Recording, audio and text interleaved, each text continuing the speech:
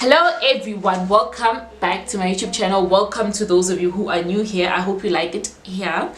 Today I will be showing you how to draw a bar graph. So it's one of the important graphs that you need to know for your life science finals, grade 10 to 12. All these graphs you have to know, so it's grade 10 to 12. So don't go anywhere. I will be getting into detail and showing you the headings, increments, everything. You need to know the rules, and don't forget to like, comment, share and subscribe. So you must share to your friends. They need to see this, so share it to your friends. Okay, first things first, I am going to write down the rules in drawing a bar graph. So bar graph, first you need a heading which includes independent variable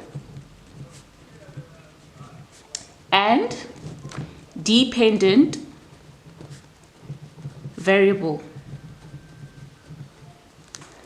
Secondly, you need a title for your x-axis. You need a title for your y-axis. Then you need consistent increments. You need to have bars of the same width and the space between your bars must be equal. So these are the rules which affect how your bar graph is marked. These are the rules that need to be followed when drawing your bar graph. So I'm going to move straight into a demo of how I draw a bar graph. So I'm going to read here question 3, genetically modified crops. Genetically modified GM crops were planted on 175 million hectares in 2013. In 2014, about 181.5 million hectares of generally modified crops were planted in 28 countries. The GM crops planted were either herbicide tolerant, insect resistant, or drought tolerant. So here is a table of the genetically modified crops and the vegetable yield in percent. So these are questions, follow-up questions, and then in 3.1.5 they ask us, draw a bar graph to show the 3 highest percentage of vegetable yield of genetically modified crops. So here they said the 3 highest percentage. So you're going to go to your table, then you're going to look for the highest. Here I see it's 50%, and then 30%, and 14% are the 3 highest. So I'm going to bring back my rules of drawing a bar graph. First, you need to identify your independent variable and dependent variable. Remember, your dependent variable is the one that is being measured. And what are we measuring here? We're measuring the yield. So this therefore becomes on our y-axis, and this our x-axis because it is independent. So I am going to use graph paper to draw my bar graph. First, I'm going to do my heading. As I stated here, I'm going to include my heading. So my heading will be showing highest percentage. So you use your question to form your heading. So what are they asking you? They're asking you for the highest percentage of vegetable yield, 3 of them, genetic GMOs, so GM crops, GM crops. So I'm going to say highest percentage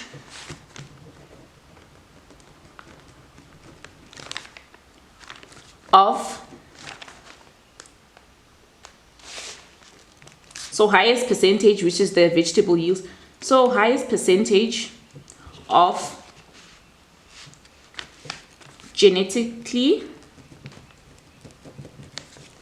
modified, please don't mind my handwriting, crops. So I have included, but okay, to be more specific, you can just say highest vegetable yield, because they actually want you to be specific. Vegetable yield percentage. So I'm going to add that in here. So this is my heading. So I can see the highest vegetable yield percentage, correct, I have that, of genetically modified crops. I have that, so that I have included. Now I am going to find my increments. So as I can see, I am working with 50, 14, and 30. So I am going to find increments which work for me. And those would actually be in fives, personally in fives. So what I'm going to do is I am going to take my ruler and draw a straight line going down. I'm not measuring it yet. And I'm going to write down my increments. Your increments have to be consistent. You can't move. Your increments have to be consistent. You can't move from 0 and then 5 and then 25. Like here, the difference was 5 and here the difference was 20. So you have to choose, am I going in 5s? Am I going in 3s? Am I going in 10s or whatever? Even in 0,1, 0,2. So on. So your increments have to be consistent. So that's another rule. So I am going to count in 5s. As I've mentioned, I'm going to count in 5. So I'm going to start here: 50, 45, 40, 35, 30, 25, 20, 15, 10 and 5, 5, 10, 15, 20, 25, 30, 35, 40, 45, 50. Okay, so another rule, you don't leave it like this, because where is the 50? Is it could be anywhere, it could be here, it could be here. So I have to go back and connect to the y-axis and draw lines like this. Otherwise you may be marked wrong. So I'm going to do this like that. So I can erase this, I don't need, so a 0 here. And I can erase this.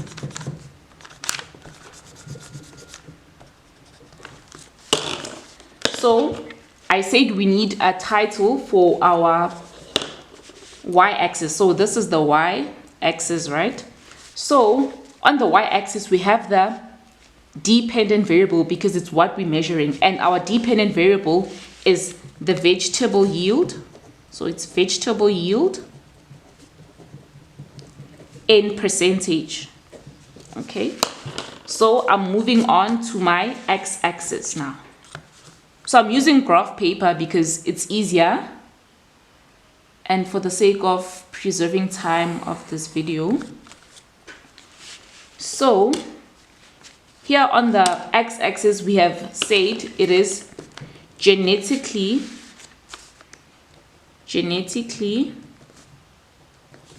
modified crops. So it's maize, we're working with maize, cotton and soybean.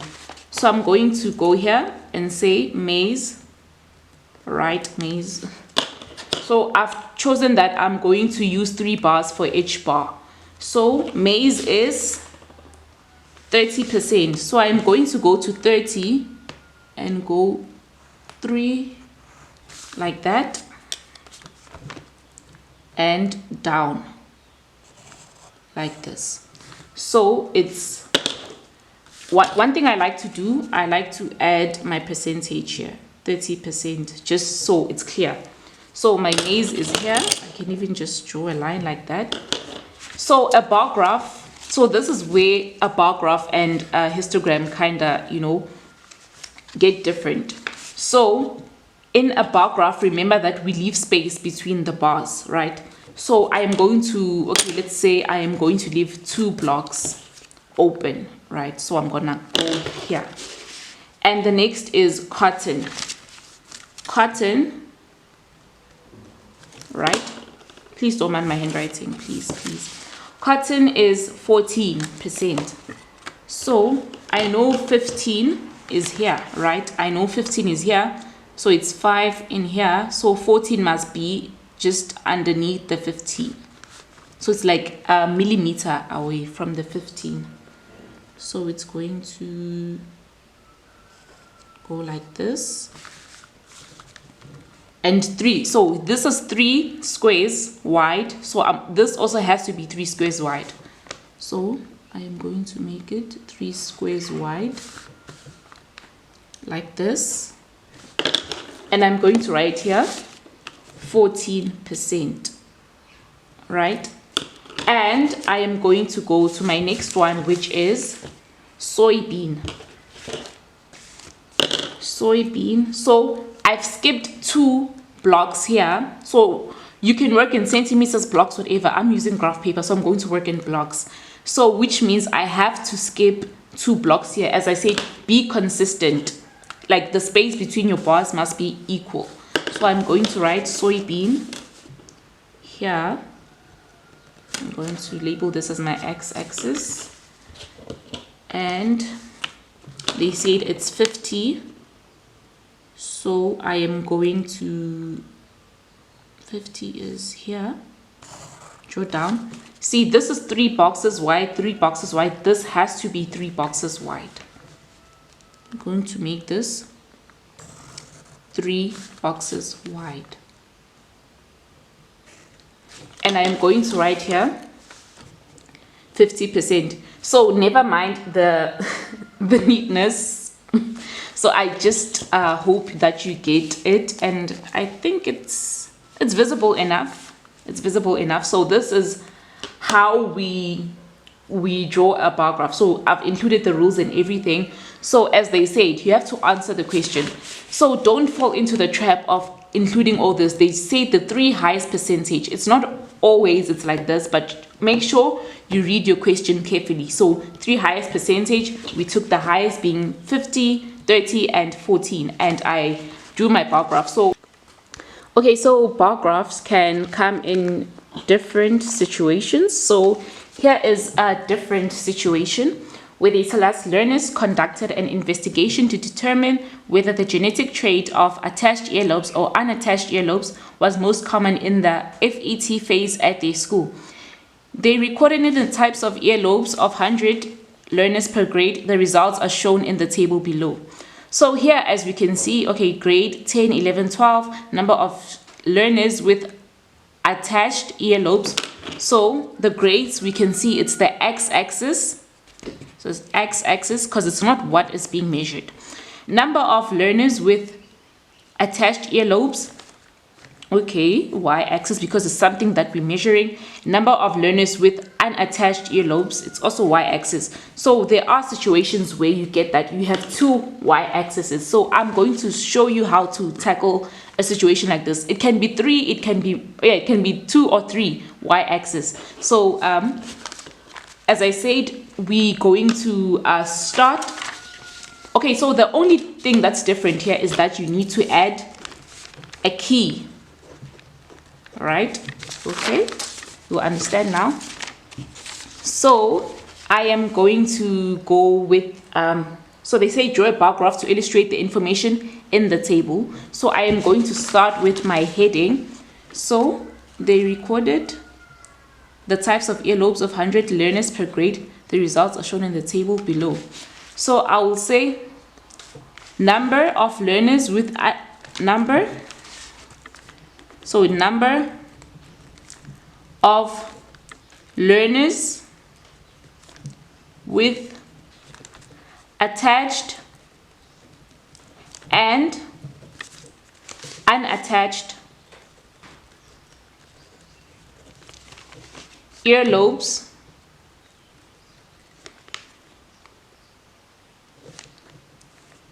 in the FET phase, because we know FET is grade 10, 11 and 12, so you don't have to say grade 10, 11 and 12. Okay, so number of learners with attached, I've mentioned this y-axis, and unattached earlobes in the FET phase of a school.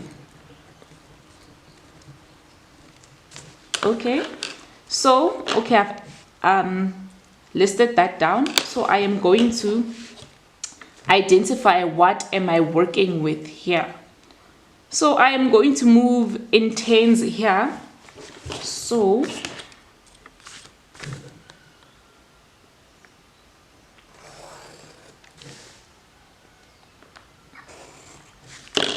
I can see my highest is like 76, so it's going to go from 80, 70, 60, 50, 40, 30, 20, 10, and 0. Remember, always link to the y-axis. And make sure, guys, you include the 0 because it's very important. You might lose a lot of marks for not including the 0. So like this. So I'm just going to add small lines just to indicate the middle point just for myself.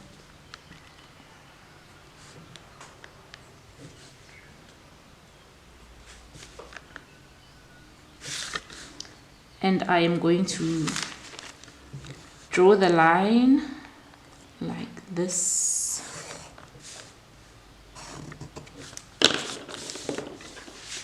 Okay.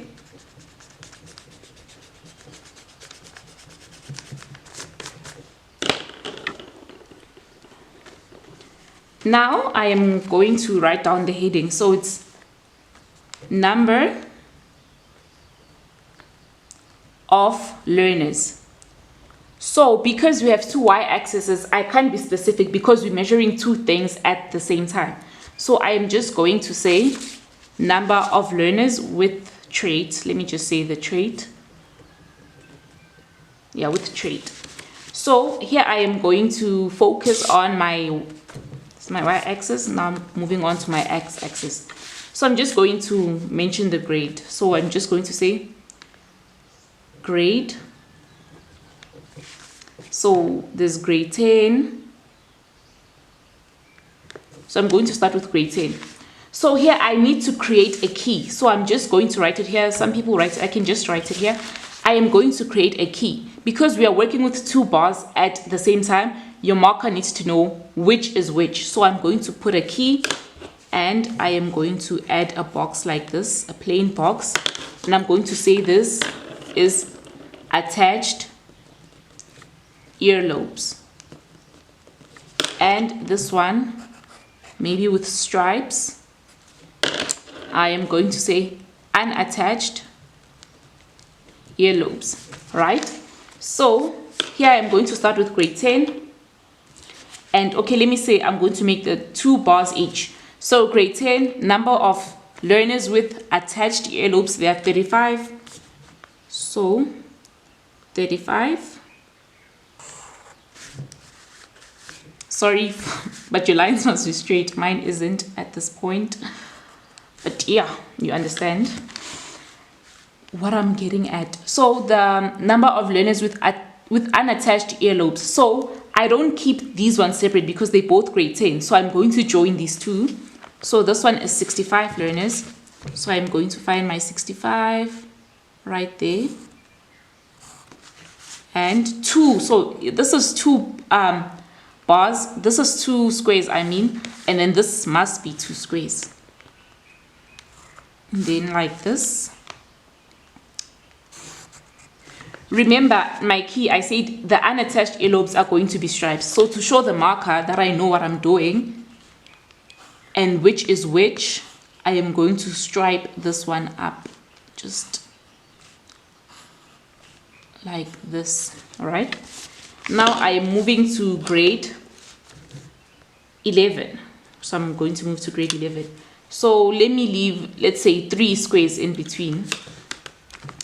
So they say number of learners with attached earlobes in grade 11. it's 42. So I'm going to look for 40. This is 45. This in the middle, 43. So 42 must be somewhere here. Just like that. So this was 2 squares thick. This is 2 squares thick. Like that. Right? So remember I told you I like to write here. So this is 30.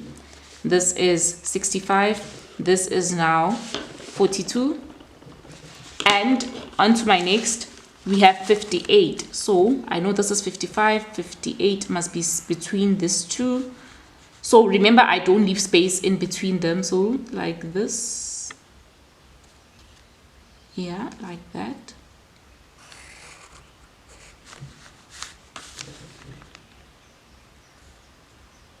And remember, according to my key, I say this must be striped. So going to stripe them all up the same way. I only stripe this one because that's how the marker is going to identify it.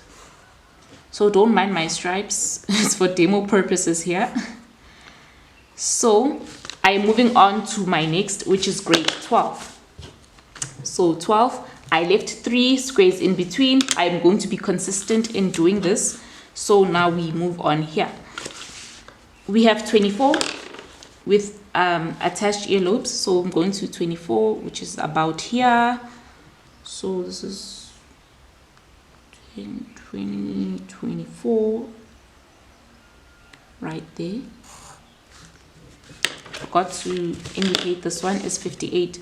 So I always write the numbers just to be safe. Okay, please be neater than me. I always write the numbers just to be safe. So because you know, they look closely into these things and maybe I just guessed it, you know, like wrong. You know, my measurements are like, you know, because it's hard sometimes to find the middle, you know. So I just use these numbers to help me not get marked wrong.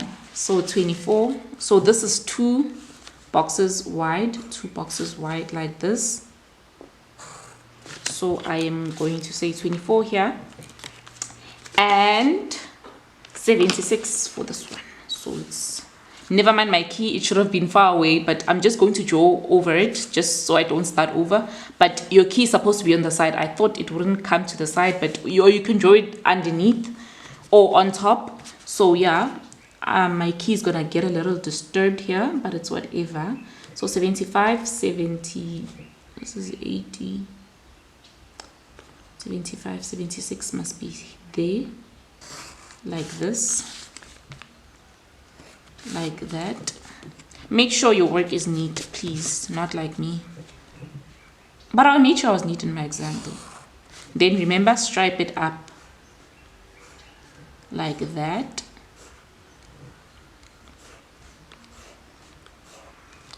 So you may get a situation where they ask you for 3, but I doubt. So you'd have 3 together, 3 together, 3 together, and maybe your third one was gonna have polka dots or something, just to have a key so they know which is which. And that is how to draw a bar graph, not a paragraph, with 2 sets of y-axis. So that is